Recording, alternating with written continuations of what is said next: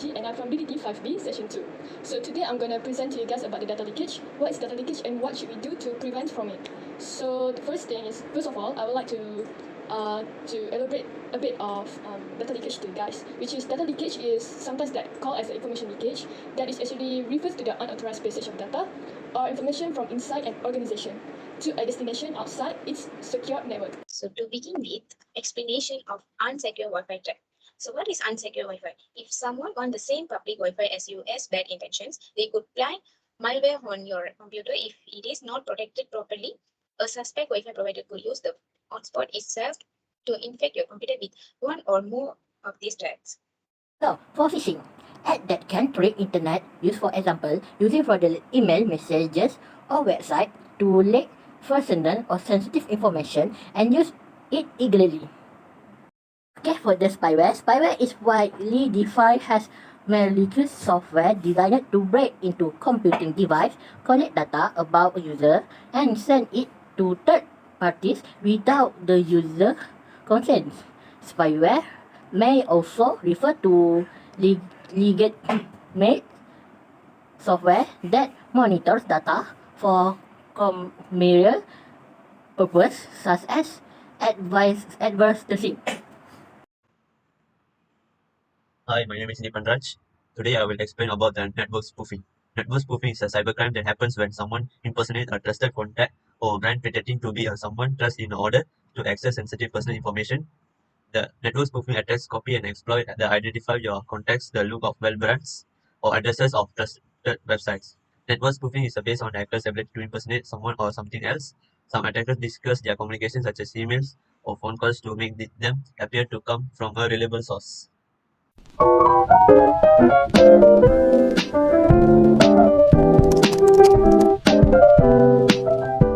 So there's actually 7 ways to prevent data leakage. Firstly is to evaluate the risk of third parties, which is it's really important to keep evaluating the security posture of all the vendors to ensure they are not at the risk of suffering a data breach. And the second one is to monitor all the network access, which is actually the security policies may need to be revised to enforce privileged access to highly sensitive data. And the third one is to identify all the endpoints.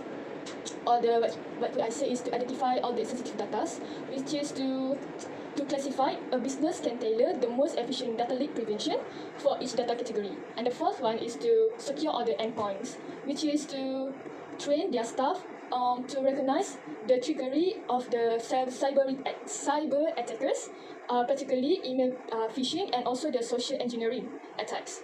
And the fifth is for the encrypt all data. I think this is very important because there are actually the two categories of the main encryption, data encryption, which is symmetric key encryption, and the second one is the public key encryption. And the next one is the evaluate all the permissions. So this privilege access assignment process may also surface any malicious insiders that are facilitating sensitive data exfiltration. And the last one is to monitor the secure posture of all vendors. Cyber security efforts without a monitoring solution, remediations effort cannot be confirmed. So that's all from me. Thank you. I talk about how to secure Wi-Fi network. So first of all, you have to change default password. Like you have to add special character and then uppercase, lowercase. So it will secure your Wi-Fi network. And then second one is restrict access. And then lastly, you have to encrypt the data on your network. Here are 4 steps can use to protect against phishing attack. First, deploy a web filter to block malicious website. Second, encrypt all sensitive company information. Third, convert HTML email into text-only email messenger or double HTML email messenger. Last but not least, require encryption for employers that are telecommunicating. Okay. For the spyware, do use reputable antivirus software with spyware protection. Do use a pop-up blocker or avoid clicking pop-up ads. Keep your computer or mobile operating system updated. Don't open unsolicited or spam email attachment. So for the preventions are from network spoofing is maintain your focus, that keep an eye for the most frequent types of spoofing. change your password on a regular basis, that if a spoofer gets your login credentials, make strong to guess password and keep them safe with a password manager. Strong antivirus protection is recommended, that many of the top free antivirus applications come with built-in technologies that detect threats in the real time.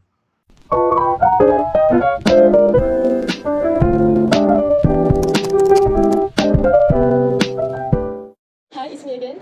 So we're gonna continue with the draft by download attacks and how does it works. So it works by authorized without knowing full implications and also fully unauthorized without any notification, which is hackers creates a vector for malware delivery, and when you interact with the vector, also when the malware installs on your device, and the last one is when the hacker successfully enters your device, which is malware takes unwanted control of your data.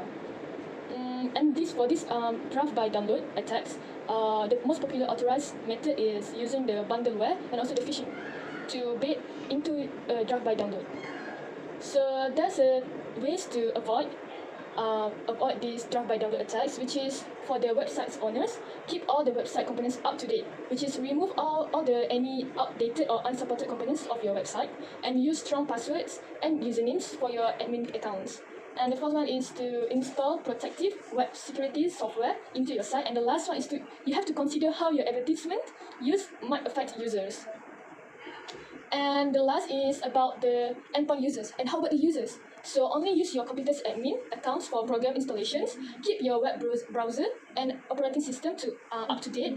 Be wary of keeping too many unnecessary programs and apps. Use an internet secure software solution on your devices. Always to avoid the websites that contain malicious code.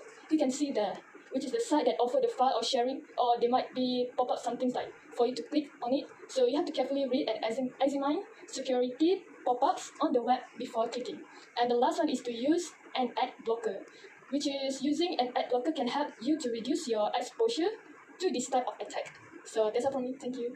So here we have 5 latest and relevant mobile device threats. So that I will explain to you 2 latest relevant mobile device threats. So first of all is viruses and trojans. A trojan or trojan horse is a type of malware that conceals its true content to fool a user into thinking it is a harmless file, like the wooden horse used to sack Troy. So second mobile device threat is phishing and freeware apps. So freeware has become something of an umbrella term for applications that are troublesome for users but are not completely malicious. So this application can include ad tools, accessible spyware, adware, often barraging websites with pop-up ads. So for the mobile adware is referred to as a malware. It is a script or program that has been installed on your phone without your permission to collect information about in order to better target adverts to you. Furthermore, spyware is frequently associated with malware. Spyware gathers information about you from your online activities and sends it to a third party. When it comes to spyware, so viewing a more adverse is the list of your concern. It also gathers data on your location, internet activities, and even your contacts. This makes it a problem for not only you, but maybe everyone you know as well.